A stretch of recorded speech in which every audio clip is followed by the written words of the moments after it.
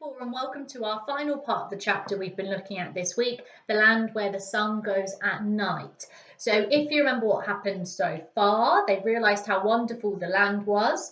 Then they met some very terrible looking creatures. They got that golden crescent moon. They ran up away from the creatures up to the top of the mountain, which turned out to be the volcano. And then Thorkild actually turned blind from the flames. And the Star Sword came back again. They managed to defeat most of the creatures, or at least get themselves back to Golden Dragon. And now they've left where the land goes at night. So we're starting reading from page 164, the middle bit where we finished yesterday. Then Erik called his men together and held a council of war. Some said they should turn back and fight, and some said they should keep going and leave the land where the sun goes at night far behind them.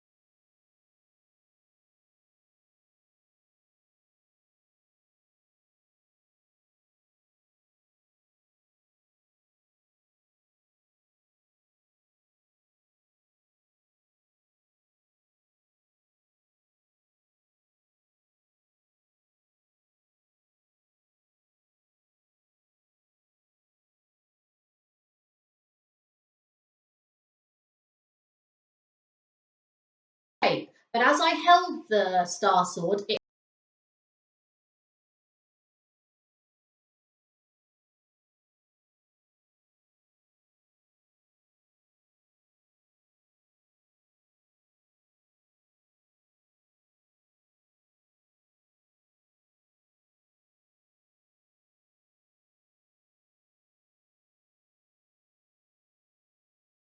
cried Eric's men.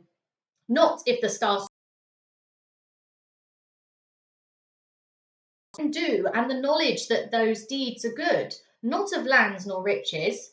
Our deeds are our gold, our quest is our goal. These were its words. I do not understand, said Erik, for in our search we have been through many adventures, you and I and Ragnar Forkbeard and Sven the Strong and all the rest, and there has been courage unheard of and feats of arms, and always we have tried to do our best and to do that which is right, even though at times it has been hard to know what that was.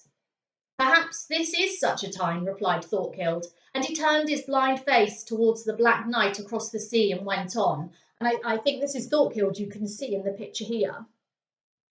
Those monstrous creatures were indeed hideous to behold, and more terrible than any foe we have met before, and yet that does not make it right for us to kill them, or to steal their land away from them. But they would have killed us first if we had not defended ourselves first, cried Erik. Who are we to say, replied Thorkild. For what was terrible roaring in our ears may have been words of friendship in their mouths.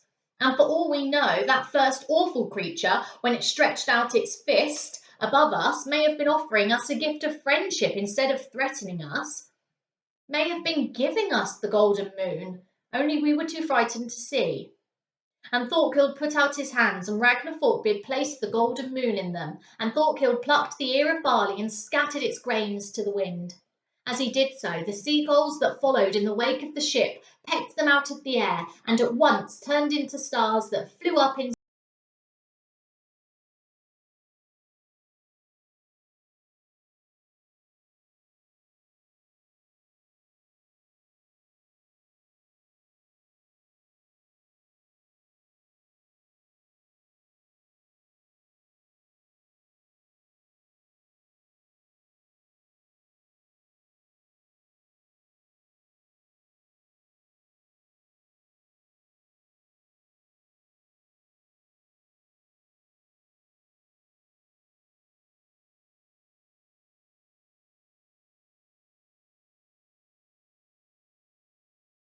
Tomorrow, Thursday's lesson, we'll be looking at the whole chapter that we've read through this week.